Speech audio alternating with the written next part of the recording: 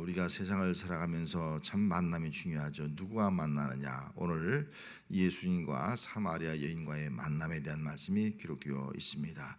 예수님께서 이 땅에 오신 목적이 뭡니까? 우리가 요한복음을 쭉 살펴보고 있지만 예수님은 생명으로 오셨고, 또 예수님은 빛으로 오셨고, 예수님은 독생하신 하나님으로 이 땅에 오셨습니다. 그러면은 독생하신 하나님으로 생명으로 빛으로 오셨다는 그 말씀은 어두운 가운데서 우리를 생명으로 구원으로 이끌어 주기 위해서 이 땅에 오셨다는 사실을 말씀해 주고 있습니다. 그래서 예수님이 오신 목적은 어둠에서 빛 가운데에서 죽음에서 생명으로, 다시 말하면 영원한 생명, 영생을 얻도록 하기 위해서, 하나님의 자녀가 되도록 하기 위해서 이 땅에 오셨다 하는 것입니다. 그렇다면 이 땅에 오신 예수님과의 만남, 이게 중요하지 않습니까? 또 예수님을 만났고 나서 정말 예수를 믿느냐 믿지 않느냐가 너무나 중요한 것이 아니겠어요?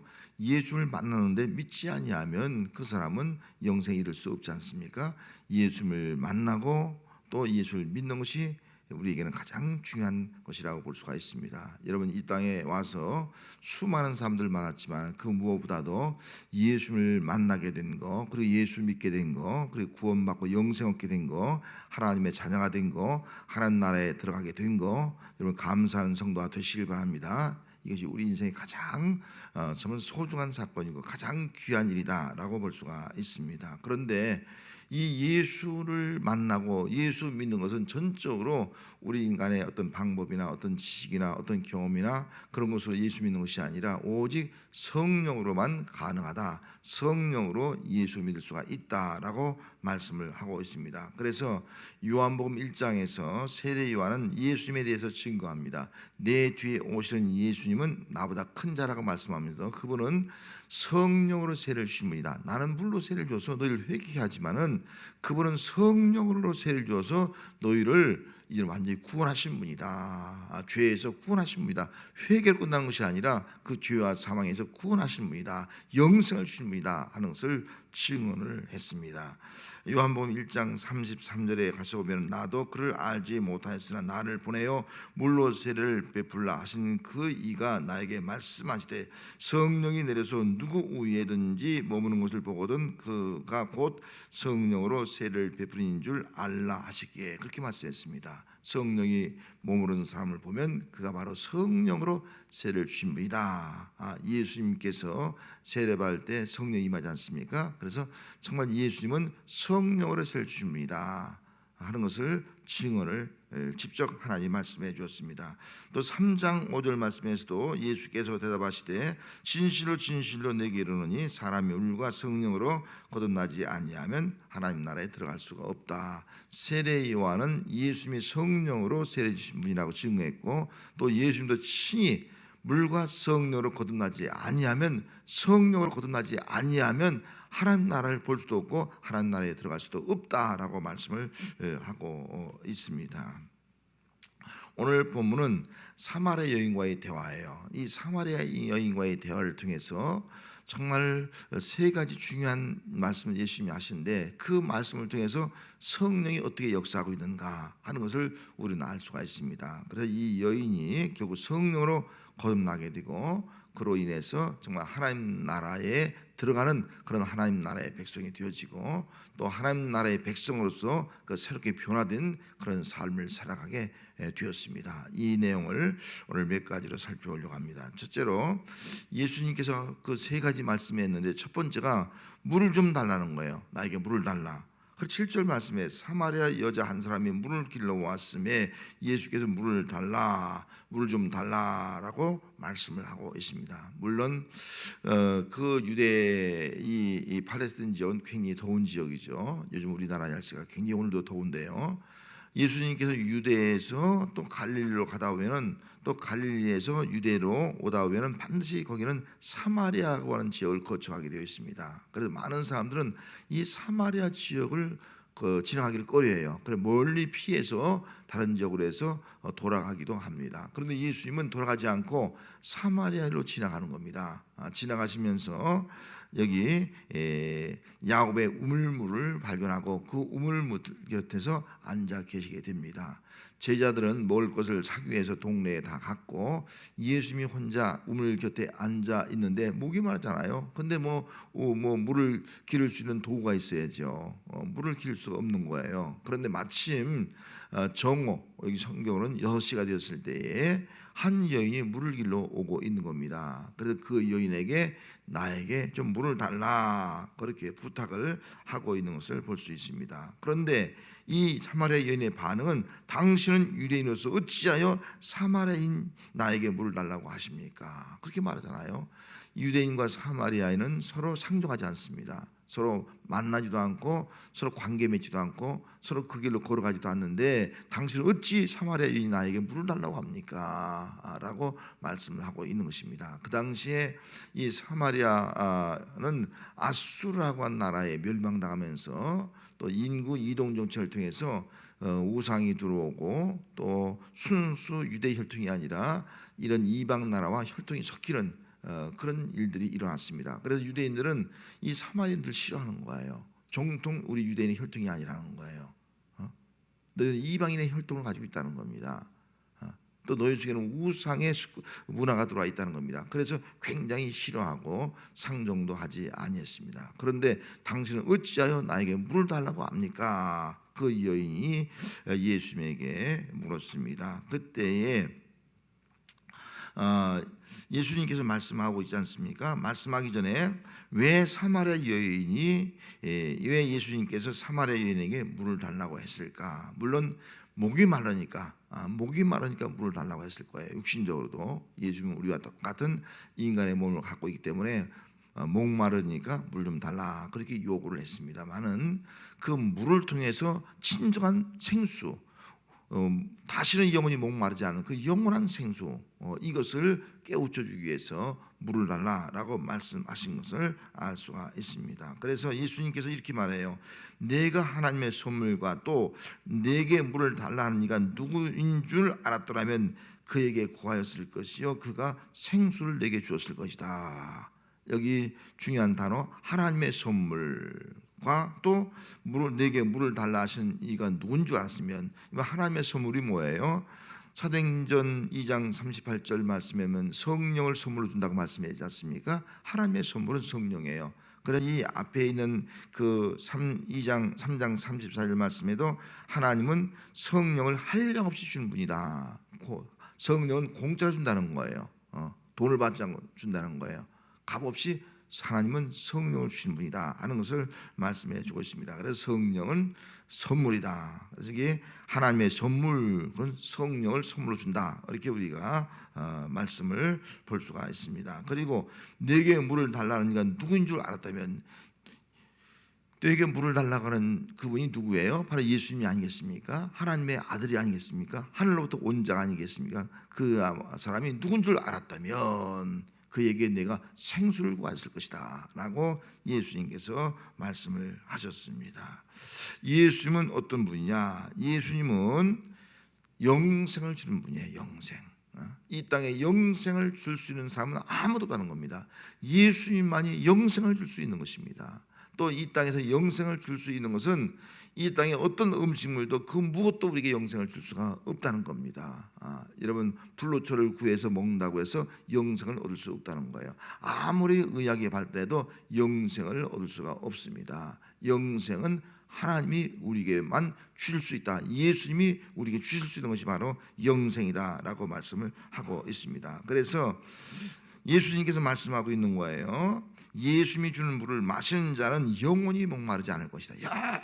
영원히 이 땅의 물은 마시면 또 목마르지만 예수님이 주신 물은 영원히 목마르지 않을 것이다. 그 물은 그 생수는 우리 속에서 영생하도록 소원하게 될 것이다. 영원한 생명을 주는 그런 물이다라고 말씀을 하고 있습니다. 그래서 예수님은 우리 믿는 자들이 정말 영원한 생명, 영원한 생명을 누리며 살기를 바라고 계십니다. 정말 이 땅에 우리가 물이 없이는 살 수 없지만은 또 영생이 없이는 우리가 살 수 없는 거예요. 아무리 물을 마셔도 우리는 다 죽습니다만은 영생이 없이는 우리는 영원히 살 수가 없다 하는 겁니다. 그래서 예수님의 마음은 우리 모든 사람들이 이 땅에 사는 동안 반드시 예수님이 주는 물을 통해서 생수를 얻고 영원한 생명을 얻고 영생을 누리는 삶을 살기를 바라는 것이 바로 예수님이 이 땅에 오신 목적이요 우리를 향한 간절한 마음이다 하는 겁니다. 이 땅에 살다 끝나는 것이 아니라 영원한 생명을 누려라, 영생을 누려라 하는 것입니다. 성령님은 그렇기 때문에 이 땅에 살아가는 우리에게 가장 필요한 것이 있다고 하면 우리에게는 가장 필요한 것이 물입니다.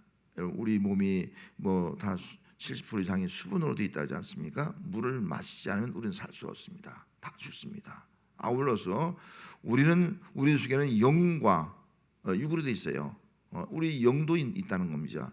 영은 뭐예요? 영이 영생을 얻으려면요 반드시 생수를 마셔야 됩니다. 생수를 마셔야지만이 우리가 영원히 목마르지 않은 영생을 얻을 수가 있다라는 말씀입니다. 이걸 다르게 말하면 우리 영생이라는 것은 어떻게 얻을 수 있냐? 이걸 다르게 설명한다면 성령입니다. 우리가 성령이 있을 때만이 그 사람이 성령, 푸뉴마, 하나님의 영이에요. 하나님의 영, 그리스도의 영이에요. 이 영이 있을 때만이 우리가 영원한 생명을 누릴 수 있다라고 말씀을 하고 있는 것입니다. 여러분 이 땅에서 한동안 우리가 가장 소중한 것 중에 하나가 물이 소중하듯이 우리에게 이 생수, 다시 말하면 영원한 생명을 주는 영생이 우리에게 가장 중요한 것을 알고 이 영생은 성령을 통해서 우리에게 주어지는 겁니다. 여러분 성령을 통해서 정말 내가 영원한 생명을 누리는 그런 삶을 살아가는 그런 삶이 되어야 할 줄로 믿습니다. 이 여인은 이 땅에도 나름대로 쾌락을 추구하고 뭔가 자기의 행복을 추구하는 여인이었어요. 하지만 항상 갈급함이 있는 거예요. 인생에 갈급함이 있는 거예요. 남자를 바꾸고 5명이나 바꿔서도요 인생의 그 육적은 갈망에서 해방될 수가 없는 겁니다. 하지만 우리의 육적 갈망, 우리 영혼의 갈망을 영원히 해결해 줄 수 있는 것은 바로 예수님이 주는 생수밖에 없는 줄 믿습니다. 우리 예수님이 주는 이 성령을 우리가 선물로 받아서 우리 영육의 문제, 갈증이 해결되어서 정말 예수 안에서 참된 만족을 누리며 살아가는 은혜가 함께하는 우리의 신앙생활이 되어야 할 줄로 믿습니다. 자, 두 번째 예수님이 하신 말씀은요, 물은 좀 달라 그렇게 말씀하시더니 이번엔 이어서 내 남편을 불러오라는 거예요. 내 남편을 불러오라. 이거 얼마나 참 어떻게 보면 상황이 맞지 않는 말씀 아니겠어요? 물 얘기하다가 갑자기 남편을 데려오라는 거예요. 왜 예수님께서 이 여인에게 남편을 데려라 그렇게 말씀하신 이유가 뭡니까? 이 여인이 대답합니다. 나는 남편이 없습니다 라고 대답합니다. 나는 지금 남편이 없다는 거예요. 그런데 예수님께서 뭐라고 말씀하고 있어요? 네 말이 옳도다. 너에게 남편이 5이 있었고 지금 과거에 5명이 있었고 지금 있는 자도 네 남편이 아니다. 지금도 남편이 있는데 네 남편이 아니라는 거예요. 물론 이제 결혼하면은 남편이 될 수 있지만 이 말은 했음에도 불구하고 남편이 아니다 말할 수도 있고 결혼하기 전이기 때문에 남편이 아니다라고 말씀을 할 수도 있죠. 하지만 이 여인에게 이 말씀을 하신 이유가 뭐예요? 너 과거에 남편이 5명 있었고 지금 남편이 있는데 그것도 네 말대로 남편이 아니다. 그렇게 말씀하신 이유가 뭡니까? 예수님은 이 여인의 그 마음의 고통을 다 아신 거예요. 네 남편을 데려라 이렇게 말씀하시는 것은 이 여인이 지금까지 그 부부의 관계 속에서 또 남편과의 관계 속에서 당한 그 아픔과 상처, 이번 5 남자에게 버림받았다. 또 지금 있는 남자에게도 정말 정상적인 그런 부부 관계를 맺지 못하고 정말 버림받는 그런 모습을 가지고 살아가고 있다라고 얘기할 때 물론 이혼한 것도 문제가 되지만 그보다도 남편으로 인한 상처, 그 상처를 이루 말할 수 없을 것입니다. 예수님께서 내 남편을 데려라 하는 것은 그 여인의 수치와 부끄러움을 들춰내기 위해서인 것이 아니라 그 여인이 가지고 있는 그 마음의 아픔과 상처를 치유해주고 그 수치와 부끄러움에서 정말 이제 자유롭게 살아가도록 하기 위해서 내 남편을 데려오라 그렇게 말씀을 하신 것입니다. 예수님은 그 여인의 현재뿐만 아니라 과거까지 다 하시는 거예요. 과거까지. 깜짝 놀라는 겁니다. 자기 과거까지 하는 그 예수님 보고 깜짝 놀라는 거예요.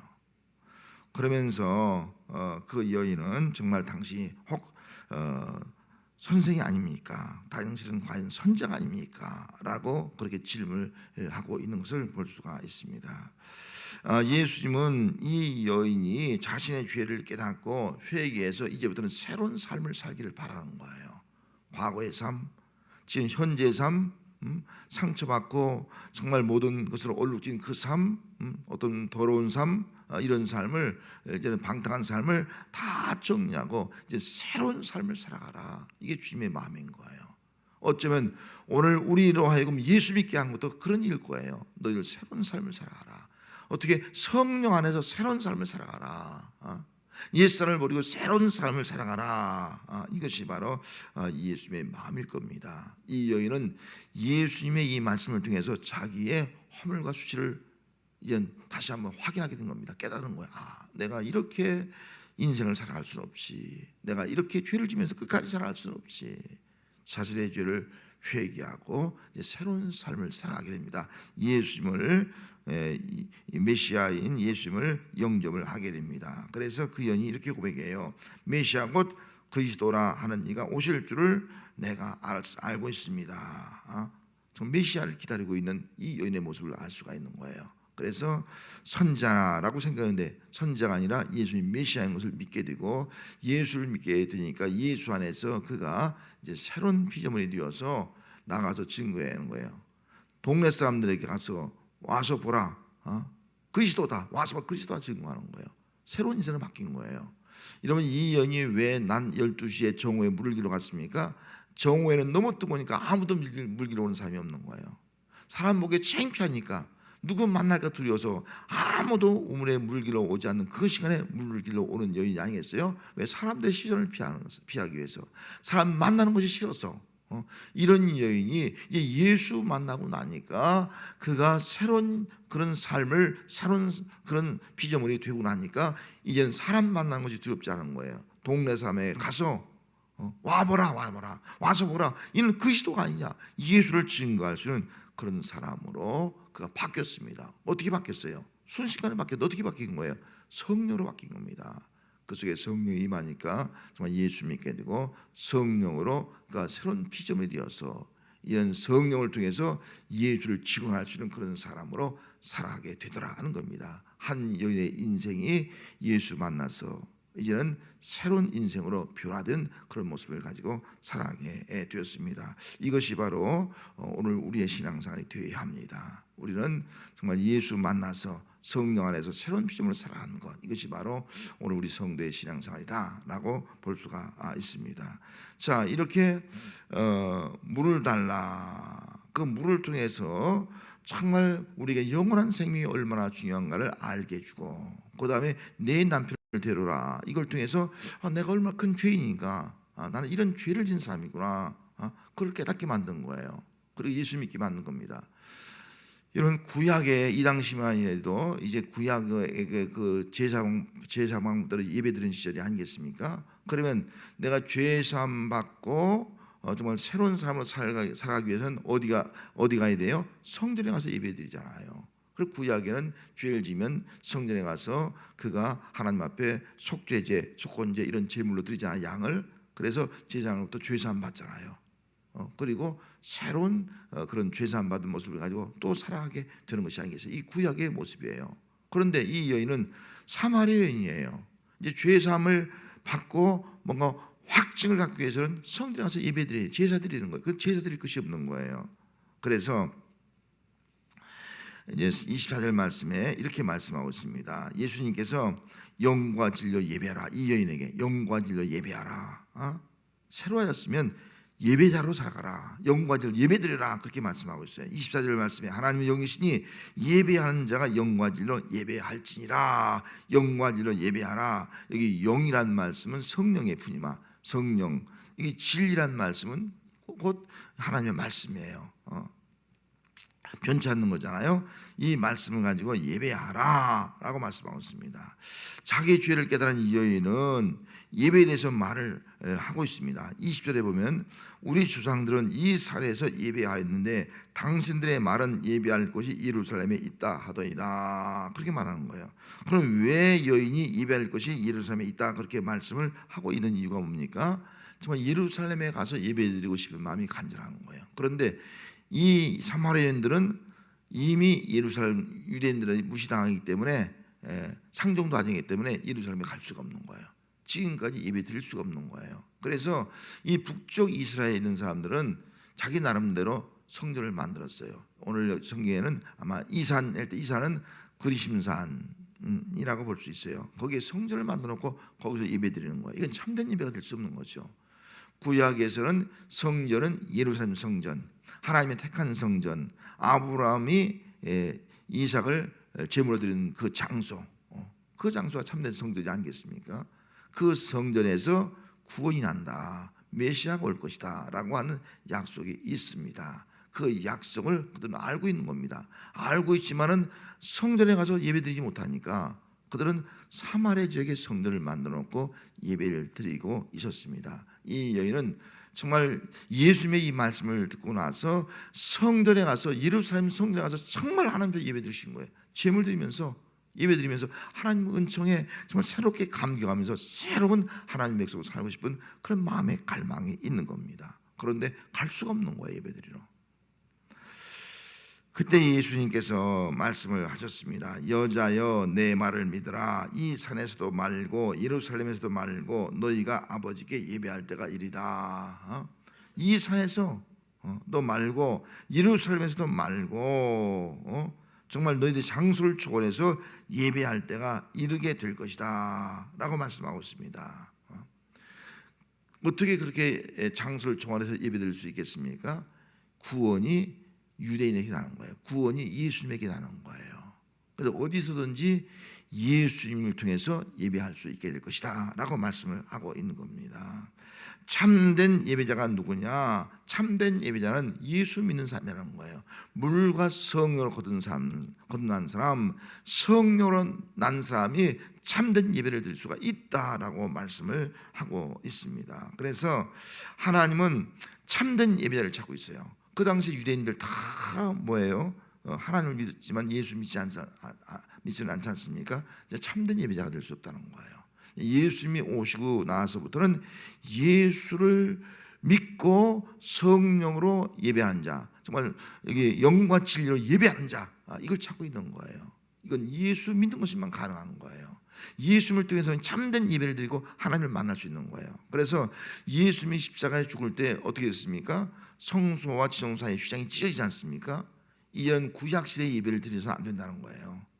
예수님을 통해서 정말 그 피로 사함 받아서 하나님을 만날 수 있는 길이 바로 예수님을 통해서 열렸다. 그래서 참된 예배는 바로 예수를 믿음으로 또 성령과 진리로 드린 예배가 참된 예배다라고 말씀을 하고 있습니다. 예수님은 이 여인에게 참된 예배를 드리기를 바라고 있는 거예요. 또 좀 우리 모두에게도 참된 예배자가 되라. 영과 성령과 진리로 예배하는 자가 되라. 성령도 예수님이고 진리도 예수님이라면 우리는 정말 예수로 말미암아 참된 예배를 드린 자가 되라라고 말씀을 하고 있습니다. 예수님을 통해서만이 하나님을 만날 수 있기 때문인 것입니다. 성도 여러분, 오늘 예수 믿는 우리에게 가장 정말 구원받은 성도에게 필요한 것이 있다면 예배입니다. 예배는 아무나 드릴 수 있는 것이 아니에요. 성령으로 거듭난 사람만 드릴 수 있습니다. 참된 예수 믿는 믿음을 가진 사람만 드릴 수가 있는 것입니다. 그분만 하나님을 만날 수 있는 겁니다. 오늘 우리 예배를 통해서 정말 우리는 이제 예수님을 통해서 성령 우유로운 자가 되었어요. 우유에 계신 하나님 나라를 경험하고 그 하나님을 만날 수 있는 그런 예배자로 살아가는 삶이 오늘 우리의 삶이 되어야 할 줄로 믿습니다. 우리 모두는 다 이 땅에 살아가고 있습니다. 저도 여러분들도 많은 사람이 이 땅에 살아가고 있습니다. 여러분, 이 땅의 삶으로 끝난다고 하면은 아마 이 땅에 있는 모든 사람들은 자기 욕망대로만 살아가고 말 것입니다. 자기 육신만을 위해 살아가고 말 겁니다. 이 여인처럼 그냥 자기 육신의 쾌락만을 위해 살아갈 거예요. 뭐 남편 5명 있으면 어떻습니까? 무슨 문제입니까? 자기 마음대로 살아갈 거예요. 그러나 이 땅의 삶으로 끝나는 것이 아닙니다. 우리에게는 하나님의 나라가 있다라고 말씀을 하고 있습니다. 누가 하나님 나라에 들어갈 수 있느냐 하는 것, 누가 들어갈 수 있느냐 하는 것을 깨우쳐 주고 있습니다. 유대인이나 사마리아인이나 이방이나 모든 사람이 다 성령으로 거듭나면 하나님 나라에 들어갈 수 있다. 성령으로 거듭나는 것은 성령을 통해서 예수 믿는 거예요. 예수 믿고 하나님의 나라, 하나님의 백성 된 자만 하나님 나라에 들어갈 수 있다 하는 것입니다. 그래서 예수님께서 이 여인에게 말씀하고 있어요. 21절 말씀에 예수께서 이르시되 여자여 내 말을 믿으라. 내 말을 믿으라. 예수의 말씀을 믿으라. 여러분 예수의 말씀을 어떻게 믿을 수 있습니까? 성령이 아니하고서는 예수의 말씀을 믿을 수 없는 거예요. 성령이 그 마음속에 감동할 때, 성령이 역사할 때 예수의 말씀을 그대로 다 믿게 되는 것입니다. 믿어지는 거예요. 예수님의 말씀을 믿기 위해서는 성령으로 난 사람이 되어야 한다는 겁니다. 10절 말씀에 아까 말씀드린 대로 하나님의 선물, 그리고 또 여기 성령 선물뿐만 아니라 예수님께서 내게 물을 달라 하시니까 누군 줄 알았다면, 물을 달라 누군 줄, 예수님이 누군 줄 알았다면, 여기 성령 선물은 성령이에요. 그 성령은 예수 믿게 하는 겁니다. 예수님을 통해서만이 또 우리에게 성령이 주어지게 되는 것입니다. 그렇기 때문에 이 여인은 예수님을 통해서 정말 성령을 받고 또 성령으로 새로운 삶을 살아가게 되었고 예수를 증거하게 되었고 참된 예배자가 되었고 하나님 나라를 경험하는 그런 삶을 살아가게 되었습니다. 다시 말하면 성령이 임하니까 예루살렘에서 그다음에 온 유대 사마리아 땅끝까지 가는 거예요. 예루살렘에 있는 사도들과 성도들이 구원받았어요. 이제는 이 사마리아 여인이 예수님을 통해서 성령 받고 구원을 받았어요. 고넬료도 이방인에게 성령이 임하는 것을 깜짝 놀라지 않습니까? 성령이 임한 거예요. 성령 받았어요. 그래서 구원이 확장되어지고 하나님의 나라가 점점 확장되어 가고 있는 그런 모습을 여기서 볼 수가 있습니다. 여러분 그로 인해서 오늘 우리가 성령 받고 오늘 하나님 나라의 백성이 되었고 오늘도 하나님의 예배드린 자가 되었습니다. 오늘도 우리는 성령 안에서 하나님 나라를 경험하면서 하나님 앞에 참된 예배자로 늘 살아갈 수 있는 그런 신앙이 되어야 할 줄로 믿습니다.